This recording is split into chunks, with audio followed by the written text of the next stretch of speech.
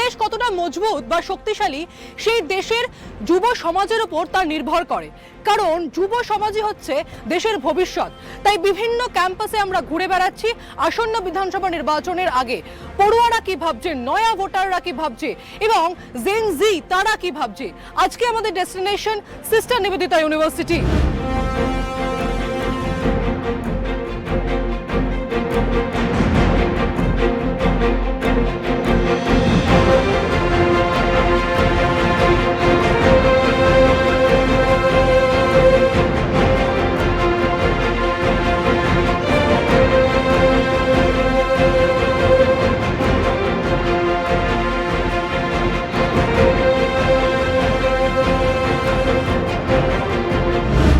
এতদিন ধরে বিভিন্ন সরকারি কলেজে আমরা ঘুরে বেরিয়েছি, সেখানকার পড়ুয়ারা কি বলছে আপনাদের সামনে আমি তুলে ধরেছি। কিন্তু আজকে এসেছি সিস্টার নিবেদিতা অর্থাৎ বেসরকারি এক ইউনিভার্সিটিতে। ঠিক অন্যান্য ক্যাম্পাসদের মতনই কি এই ক্যাম্পাস জমজমাট? এখানকার পড়ুয়ারা কি বলছে শুনবো এখন, চলুন আমার সঙ্গে।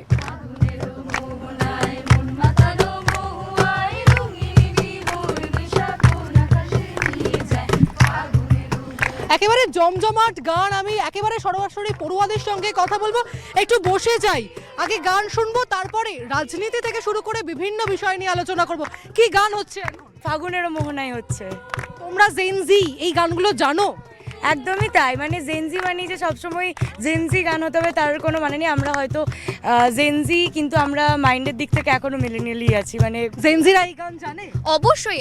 আমি তো আমার মতামতে সবাই এখন এই গানগুলো বেশি করে ভালোবাসছে, কারণ আমরা রীতিমতো এই গানগুলো খুব একটা শুনতে পাচ্ছি না।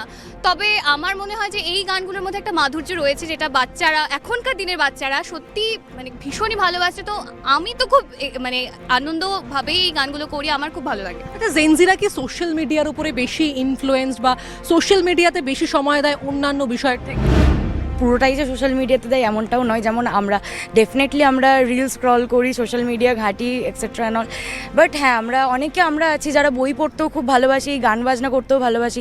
মানে যতটুকু সবার সাথে থাকি ততটুকু বোধহয় বন্ধুদের নিয়েই থাকি আমরা। ফোনটা অতটা ঘাঁটা হয় না। এবার বাড়ি গেলে হয়তো কোথাও গিয়ে একটু ফোনটা বেশি ঘাঁটা হয়ে যায়। তার মানে এই নয় যে সোশ্যাল মিডিয়াটা শুধুই এন্টারটেনমেন্টের জন্য আমরা ইউজ করি। আমরা যারা কলেজ স্টুডেন্ট তারা ইন্টারনেট থেকে অনেক ধরনের জিনিসপত্র পায়, পড়াশোনা, পিডিএফস অ্যান্ড অল। এখন তো বইপত্র অতটা চলে না, এখন বেশিরভাগ পড়াশোনাটাই পিডিএফেই চলে। জেনজিরা বেশি ফোন ঘাটে না,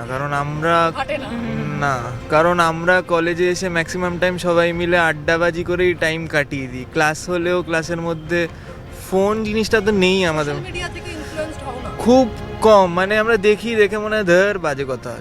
রাজনীতি নিয়ে কতটা? যেহেতু এখন আমরা 18+ হয়ে যাচ্ছি, এবার আমরা সবাই ভোট দেব নতুন। I think we should be knowing, আমাদের জানা উচিত যে কি চলছে অ্যান্ড আমরা কি চাই।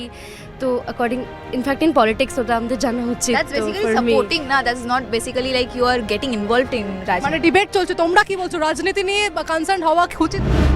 কিছু কিছু জিনিস বা কিছু কিছু জায়গায় অবশ্যই আমাদের বেসিক জিনিসটা জেনে রাখা উচিত। বিকজ আমরা 18+ হয়েছি, আমরাও ভোট দেবো। অ্যান্ড এবছর ফার্স্ট ভোট দেবো আমি। মানে আই গেস এখানে যতজন বসে আছে বেশিরভাগ জনই ফার্স্ট ভোট দেবে। তো অবভিয়াসলি একটা ধারণা তো থাকা উচিত কি চলছে অ্যান্ড অল। বাট হ্যাঁ, পুরোপুরিভাবে লাইক হ্যাঁ এরকম পলিটিক্সই করব এই জিনিসটা হয়তো হওয়া কোথাও গিয়ে উচিত। এখান থেকে জানতে চাইবো নিউ ভোটার্স কারা রয়েছে, এবারে প্রথমবার নির্বাচনে অংশগ্রহণ তুমি রয়েছো, কি এক্সপেকটেশন থাকবে সরকারের প্রতি? আমি চাই ভোটটা সেফলিভাবে কন্ডাক্ট করা হোক, আর যা হোক ভালোর জন্যই হোক, ভালো ভালো ডেভেলপমেন্ট আসুক, এটাই চাই। First of all I think সরকার একটুখানি উইমেন সেফটির দিকে ধারণা দেওয়া দরকার। বিকজ অ্যাজ এ স্টুডেন্ট আমরা একা যাতায়াত করি, রাত্রিবেলা অনেক সময় ফিরতে লেট হয়ে যায়। So if the roads R safe we can conduct the college safe. আমার মনে হয় সাবধানতাটা খুব দরকার মেয়েদের ক্ষেত্রে। আমি আরেকটা জিনিস জানতে চাইবো যে এখানে তোমরা যারা রয়েছো তারা কার্যত ভবিষ্যৎ বলা চলে, সেখানে দাঁড়িয়ে চাকরি না ব্যবসা, কে কাকে ভোট দেবে? চাকরিকে কারা ভোট দেবে, ব্যবসাকে? প্রথমে চাকরির কথা জানতে হবে, চাকরি কারা চাইছো? আমি পার্সোনালি চাকরি চুজ করব, কারণ ব্যবসা তো চলবেই, ওটা চলছে, যে কোনো কিছু নিয়েই ব্যবসা চলছে। বাট চাকরিটারই অভাব আমাদের, স্পেশালি ওয়েস্ট বেঙ্গলে। চাকরির জন্যই তো আমরা আজকে এখানে সবাই পড়াশোনা করতে, ডিগ্রি করতে এসেছি, সেটা অফকোর্স ইম্পর্টেন্ট। আমার ব্যক্তিগতভাবে চাকরি, ব্যবসাটা ঠিক আছে, মানে যাদের একটা পারিবারিক ব্যবসা চলে আসে ওটা তো আলাদা ব্যাপার, বাট একটা ব্যবসা দাঁড় করানো ওটা অনেকটাই বড় ব্যাপার এই যুগে। মহিলাদের ভোট পাওয়ার জন্য বিভিন্ন ধরনের রাজনৈতিক দলগুলো বিভিন্ন ধরনের চেষ্টা করছে। তার মধ্যে আমরা জানি যে লক্ষ্মীর ভাণ্ডার, কেউ বলছে অন্নপূর্ণার ভাণ্ডার। এই যে মহিলাদের নিয়ে যে রাজনীতি, মহিলা হিসেবে কি মনে হয় তোমার ভোটটা তুমি যখন দেবে তখন কি ভেবে দেবে? অফকোর্স আমি এটাই ভেবে দেবো যাতে আপকামিং যারা উইমেন আছে তাদের জন্য একটা সাপোর্টিভ জায়গা চলে। বিকজ আমি যতই বলি আমাদের দরকার নেই ভাতা বা ইয়ের, অবভিয়াসলি হয়তো আমাদের মধ্যে তো ফ্যামিলির দরকার নেই, but there R some people যাদের এটা খুবই প্রয়োজন, আর এরা হয়তো সেটা মুখে বলবে না, কিন্তু যখন পাচ্ছে it will very helpful for them. কারণ কেউ না বলে কিছু টাকাও যদি দেয়, হেল্প করে, I think that will be very very useful. আমার মনে হয় এটা খুবই প্রয়োজনীয়তা কোনো মানুষের জন্য যারা খুবই লো ওয়েজেসে থাকেন। যেরকম আমাদের বাড়ির একজন যে আসেন হাউস হেল্প, তার ওই যেটুকু পান লক্ষ্মীর ভাণ্ডার থেকে, সেখান থেকে তাদের বাচ্চার বা তাদের মা বাবার ওষুধ পেয়ে যান তারা। তো এটা খুবই একটা জরুরি। অনেকে এরকম আছে যারা আমরা হয়তো মিডল ক্লাস ফ্যামিলি থেকেই যতটা আমাদের নিড নেই, কিন্তু এরকম অনেক মানুষ আছে যাদের সত্যি নিডটা আছে, যাদের সত্যি প্রয়োজনীয়তাটা আছে। তো তাদের জন্য আমার মনে হয় এটা খুবই সাহায্য করছে এই জিনিসটা। আমার মনে হয় এটাই হয়ে চলা উচিত। লক্ষ্মীর ভাণ্ডারের পাশাপাশি যুবসাথীর টাকা ঢুকছে 1,500 টাকা করে মাসে। এই 1,500 টাকা যারা যুব রয়েছে তাদের জন্য যেহেতু এই ভাতা, তাদের কতটা কাজে লাগছে? এই যে 1,500 টাকা আমাদের মধ্যে লাইক যে কলেজ স্টুডেন্টস ওদের জন্য ইজ নর্মাল, মানে যাতায়াতের খরচা বা নিজেদের এক্সপেন্সেস, ওটা মানে সাহায্য হবে। কে কিভাবে নেবে সেটা তার উপর ডিপেন্ড করছে। কেউ ভালোর জন্য টাকাটা ব্যবহার করছে, কেউ খারাপের জন্য করছে, কিন্তু আমি বলবো সমর্থন হবে। এখনকার দিনে তো 1,500 টাকাটার মূল্য খুবই কম সত্যি বলতে গেলে, কিন্তু হ্যাঁ মানে আমাদের as we are teenagers right now 1,500 টাকা আমাদেরকে হেল্প করতে পারে আমাদের নিজেদের যতটা হাত খরচার জন্য। কিন্তু আমার মনে হয় চাকরি দেওয়াটা যে কোনো ধরনের টাকা থেকে বেশি মূল্যবান হবে আমাদের সবার জন্যই। আরও একটা বিষয় নিয়ে এখন কথা বলবো, তা হচ্ছে খাবার দাবার। আমাদের কি খাবার দাবার খাওয়া উচিত? এটা কি সত্যিই কেউ ঠিক করে দেবে? তারা কি বলছে, অর্থাৎ পড়ুয়াদের কি বক্তব্য? আমাকে কেউ বলছে এটা খাবে না, সেখানেই আমি খাওয়া বন্ধ করে দেবো, এটা আমি কখনোই করবো না ইন মাই ওপিনিয়ন। তো এই যে কারো উপরে কোনো একটা সিদ্ধান্ত চাপিয়ে দেওয়া, এটা আই ডোন্ট থিঙ্ক যে খুব একটা কার্যকরী হবে। ডিপেন্ড করছে আমাকে কে কথাটা বলছে। If it is a dietitian then of course আমি শুনবো। এখানেও জেনজির কিন্তু প্রমাণ দিলে তো অফকোর্স মানে এটা ব্যাপারটা আই ডোন্ট থিঙ্ক জেনজি বলা যেতে পারে, বিকজ আমি ডমিনেটিং জিনিসটা একদমই পছন্দ করি না। তো আমাকে যদি কেউ কিছু বারণ করে আমি অফকোর্স আগে জিজ্ঞেস করবো কেন।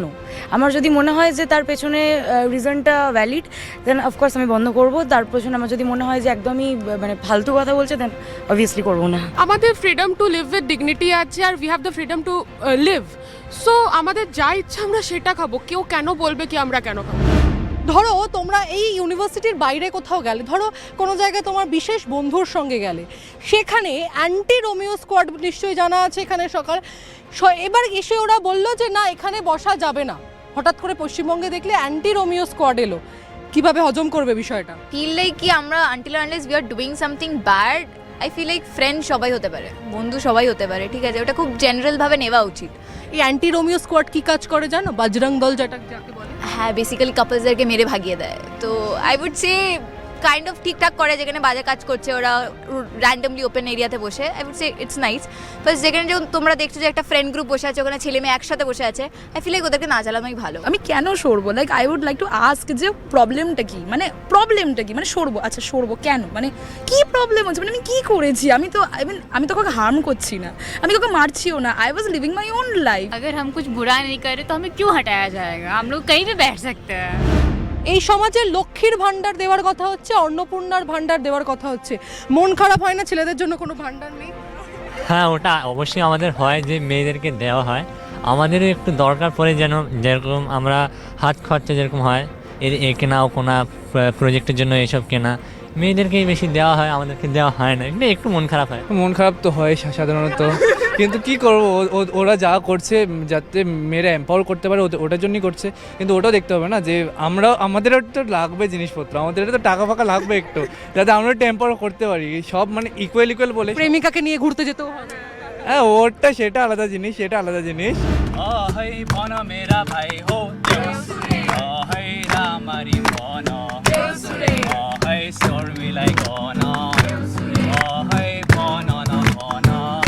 এটাই তো বাংলার সংস্কৃতি। একদিকে যখন নেপালি গান হচ্ছে, কিছুক্ষণ আগেও বাংলা গান করছিল পড়ুয়ারা। তারা কিন্তু বাংলা গান ভুলে যায়নি নেপালি সংস্কৃতিকে মনে রাখতে গিয়ে। এবং পড়ুয়ারা তারা কিন্তু বলছেন যে এটাই বাংলার সংস্কৃতি এবং তারা বিভিন্ন ধর্মের মানুষের সঙ্গে এইভাবেই কাঁধে কাঁধ মিলিয়ে বাংলায় থাকতে চাইছে।